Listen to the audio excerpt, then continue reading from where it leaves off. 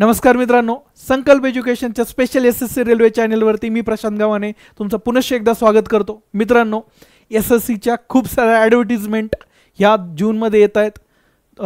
Selection post असेल, त्यानंतर junior Hindi translator असेल, त्यानंतर स्टेनोग्राफर असेल, त्यानंतर CGL असेल. ह्या वेगवेगळ्या ॲडव्हर्टिजमेंट यावर्षी आत्तापर्यंत आलेल्या आहेत. ठीक आहे, आणि आत्ताच कालच संध्याकाळी SSC CHSLची ॲडव्हर्टिजमेंट देखील या ठिकाणी आलेली आहे. ठीक आहे, 12वी पास किंवा डिप्लोमा झालेले, इंजिनिअरिंग डिप्लोमा झालेल्या विद्यार्थ्यांसाठी ही सुवर्ण संधीच म्हणता येईल. ठीक आहे, पूर्ण माहिती आपण या व्हिडिओमध्ये घेणार आहे. पात्रता काय आहे, एक्झाम पॅटर्न काय आहे, SC ST OBC EWS या विद्यार्थ्यांना जे सर्टिफिकेट लागणार आहे, कास्ट सर्टिफिकेट, ते कुठल्या डेट्सचं लागणार आहे, काय काय चेंजेस आहेत मागच्या वर्षीपेक्षा, त्या सगळ्या गोष्टी आपण या व्हिडिओमध्ये डिटेलमध्ये बघणार आहे. त्यामुळे शेवटपर्यंत व्हिडिओ नक्की बघा. ठीक आहे मित्रांनो, सुरू करूयात. बघा, ज्या विद्यार्थ्यांना ह्या परीक्षांची प्रिपरेशन करायची आहे, खूप साऱ्या जाहिराती येत आहे. मग ते 10वी बेस असेल, 12वी बेस असेल, ग्रॅज्युएशन बेस असेल. ठीक आहे, तर त्यांना प्रिपरेशन करायची आहे तर तुम्ही आमच्यासोबत प्रिपरेशन करू शकता. ऑफलाईन बॅच आहे छत्रपती संभाजीनगर येथे. परवापासून बॅच चालू होते 26 जूनपासून. टायमिंग असेल दुपारी 12:30 ते 4:30. ठीक आहे, पहिले 4 दिवस डेमो असेल 26 ते 29. त्यानंतर तुम्हाला त्या ठिकाणी ॲडमिशन करावं लागेल. ठीक आहे, त्यानंतर ऑनलाईन फॉर्मॅट आहे. ऑनलाईन ज्यांना शक्य नाही आहे संभाजीनगरला येणं, त्यांच्यासाठी ऑनलाईन फॉर्मॅटमध्ये बॅच आहे. ठीक आहे, बेस्ट टीम आहे, महाराष्ट्रातील बेस्ट टीम तुम्हाला ह्या SSCसाठी गाईड करणार आहे. ठीक आहे, Tier 1 प्लस Tier 2 पूर्ण ह्यामध्ये कवर होईल. ही देखील 26 जूनपासूनच चालू होईल. याचा टायमिंग तुम्ही कॉल करा. याचा टायमिंग तुम्हाला त्या दिवशी सांगितला जाईल. एक आदल्या दिवशी कॉल करा तुम्ही उद्या. ठीक आहे, तर ही देखील बॅच असेल. संकल्पचं ABD संकल्पचं टेलिग्राम चॅनल जॉईन करा. त्याच्यावरती देखील याच्या लिंक्स तुम्हाला मिळतील डेमो लेक्चर्सच्या. ठीक आहे, ओके. फीज आहे 8,000 ऑफलाईनमध्ये, ऑनलाईनमध्ये 20,000. ठीक आहे, त्यानंतर बघा आपल्या नोटिफिकेशनकडे येऊयात. बघा, इम्पॉर्टंट डेट्स काय आहेत तर नोटिफिकेशन कधी आलं आहे बघा, 23 जूनला, म्हणजे काल नोटिफिकेशन आलं आहे. लास्ट डेट आहे 18 जुलै. ठीक आहे, 18 जुलैला शेवटची तारीख असणार आहे. एक्झाम कधी होणार आहे तर एक्झाम बघा, Tier 1 जो आहे, Tier 1 8 सप्टेंबर ते 18 सप्टेंबरला Tier 1 आहे. मेन्सची डेट थोडी चुकली बघा, म्हणून मी त्याला रेड केलं आहे बघा. फेब्रुवारी मार्च 2025 झालं आहे, जे की 2026 पाहिजे.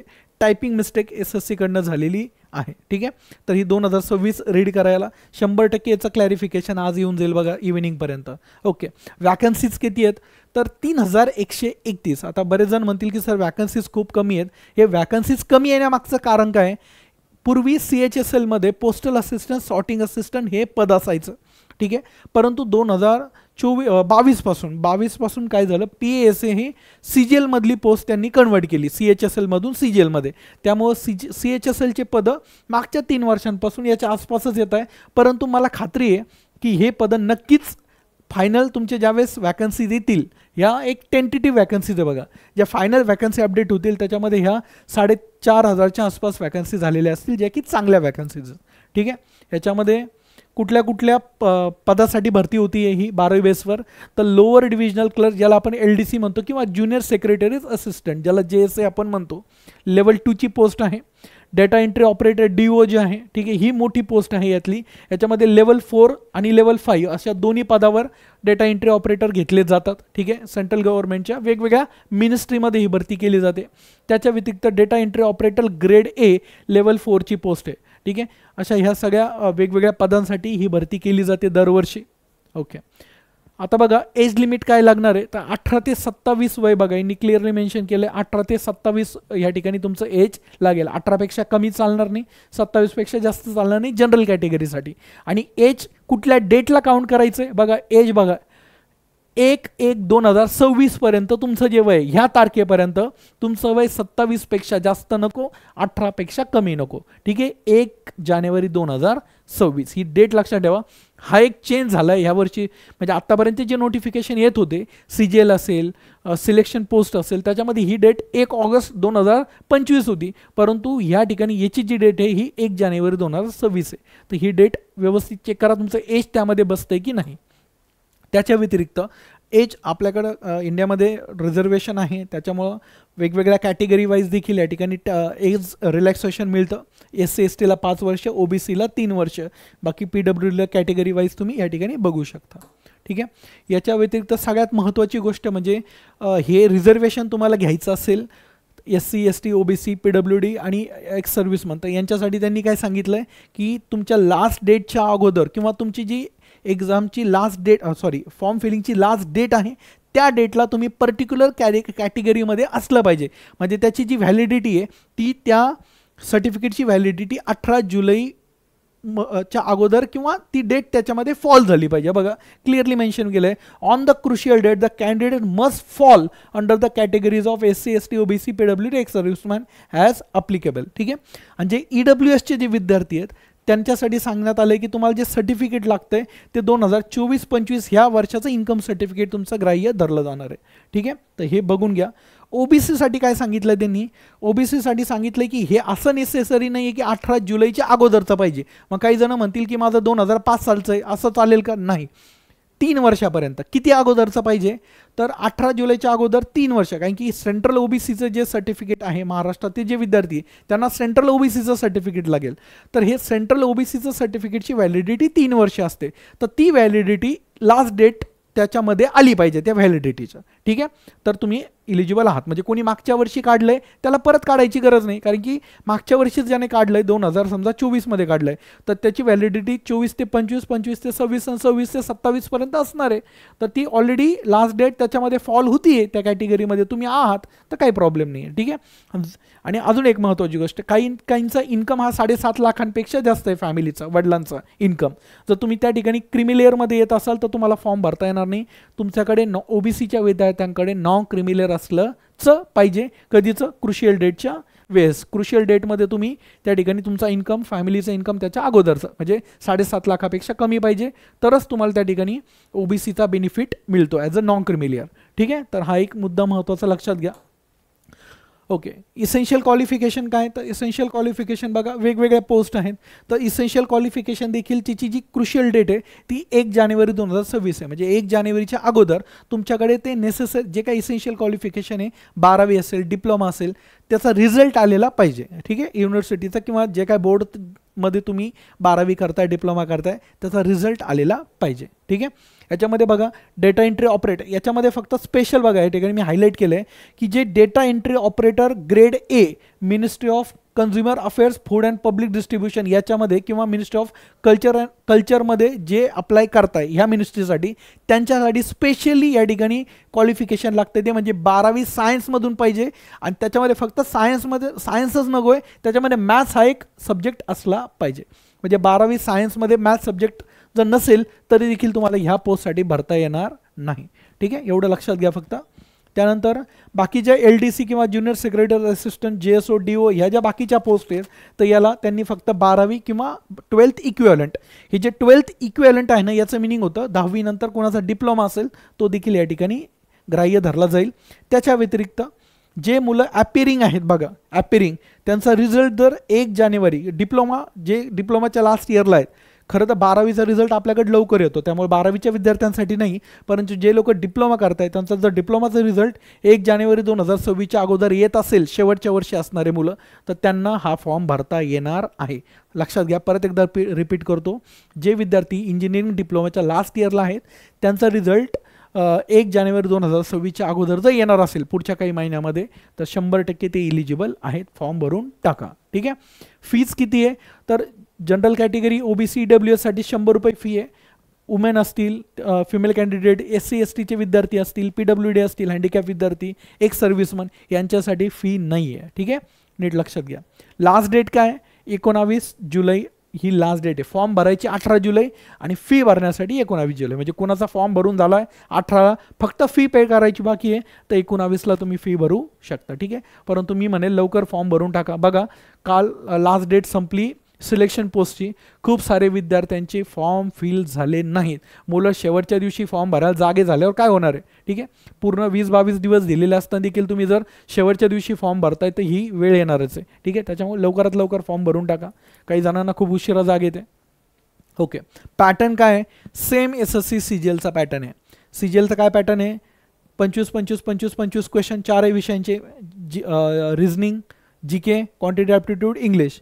ठीक आहे. 25-25-25 100 क्वेश्चन 200 मार्क्ससाठी. प्रत्येक क्वेश्चन 2 मार्कला आहे. यासाठी निगेटिव्ह किती आहे? 0.5 मार्क्स म्हणजे 1/4 निगेटिव्ह आहे. ठीक आहे. 1 तासाचा वेळ असणार आहे प्रीसाठी. जी मेन्स आहे ती मेन्स बघा 2 सेशनमध्ये होते. पहिल्या सेशनमध्ये बघा सेक्शन 1, सेक्शन 2, सेक्शन 3 येतं आहे. त्याच्यामध्ये सेक्शन 1मध्ये मॅथ्स रिझनिंग आहे 30 क्वेश्चन, एक क्वेश्चन 3 मार्काला म्हणजे 180 मार्क्ससाठी, टाईम आहे 1 तास.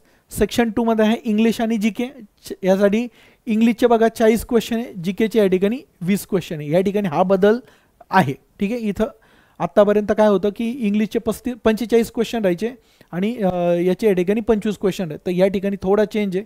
इथं 180 आहे 360 मार्क्ससाठी हा पेपर होईल तुमचा. आणि कॉम्प्युटर नॉलेज बघा 15 क्वेश्चन म्हणजे 3 मार्कला 45 मार्क्ससाठी या ठिकाणी कॉम्प्युटर नॉलेज राहील. परंतु हे क्वालिफाईंग नेचर आहे. तुमचं फायनल मेरिट बनणार आहे 180 360 मार्कपैकी. ठीक आहे.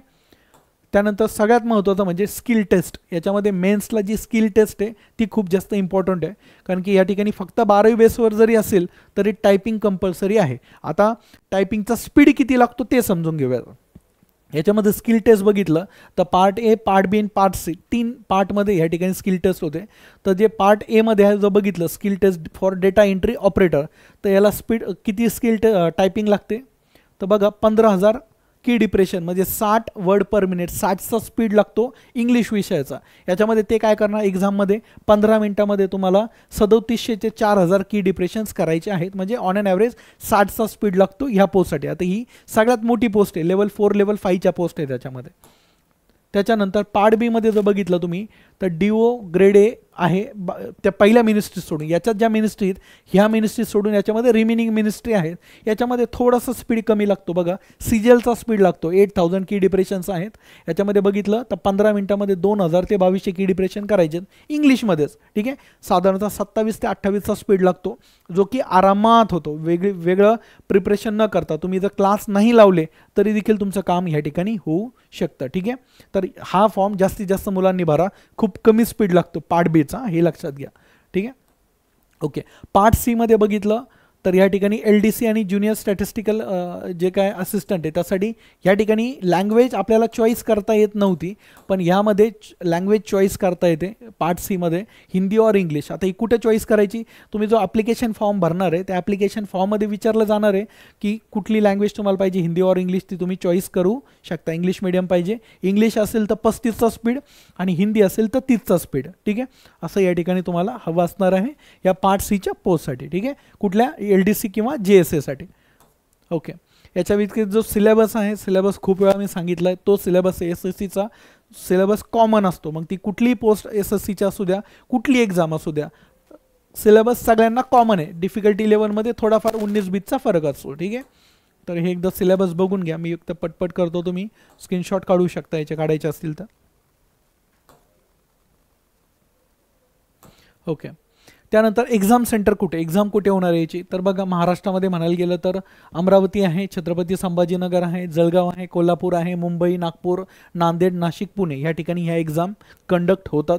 TCSच्या आयन सेंटरला एक्झाम कंडक्ट होत असतात याच्या. ठीक आहे, जर ह्यावर्षी टेंडर दुसऱ्या एडिक्विटीला वगैरे गेलं तर थोडंफार सेंटर्स चेंज होऊ शकतात, परंतु सिटी मात्र हीच राहील. ठीक आहे, ओके. एक सिलेक्शन प्रोसेस काय असणार आहे, सिलेक्शन प्रोसेसमध्ये Tier 1 जी आहे, जे आपण बघितली 100 क्वेश्चन 200 मार्क क्वालिफाईंग नेचर. तुमचं फायनल सिलेक्शन कशावर होणार आहे, फक्त Tier 2 वर. आणि स्किल टेस्ट जी आहे ती क्वालिफाईंग नेचर आहे, ती तेवढा स्पीड तुम्हाला पाहिजे. आणि त्या स्पीड करताना एरर जी आहे त्या एररचे पर्सेंटेज येतात. जर तुम्ही जास्त एरर केली सिलेक्शन होत नाही तुमचं. 10% एरर जनरली अलाउड असते. I think SC ST OBC साठी, SC ST साठी आणि OBC साठी आय थिंक 7% काहीतरी अलाउड आहे. ठीक आहे, तर त्या ठिकाणी तुम्ही बघू शकता लास्ट इयरच्या नोटिफिकेशनमध्ये पण ते आहे. ठीक आहे, स्किल टेस्ट फायनल सिलेक्शन तुमचं Tier 2 वरती होईल. स्किल टेस्ट फक्त क्वालिफाईंग आहे. त्याच्यानंतर मेन झाल्यानंतर तुमचे पोस्ट प्रेफरन्स भरले जातील, कुठल्या पोस्ट तुम्हाला पाहिजेत, फायनल रिझल्ट येईल, त्यानंतर DV मेडिकल होईल.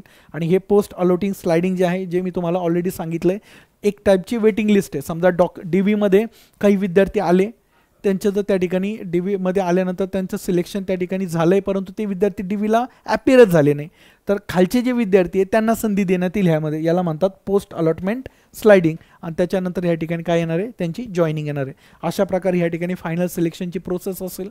अप्लाय कसं करायचं आहे, तर अप्लाय करण्याच्या दोन मेथड, एक तर तुम्ही ssc.gov.in या वेबसाईटवर जाऊन अप्लाय करू शकता किंवा माय SSC मोबाईल ॲप्लिकेशन याच्यावरनं करू शकता.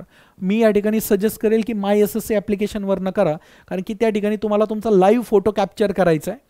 पूर्वी कसं होतं, फॉर्म भरताना तुम्ही बाहेरून कुठेतरी फोटो काढायचे आणि तो फोटो त्या ठिकाणी आपण अपलोड करायचो.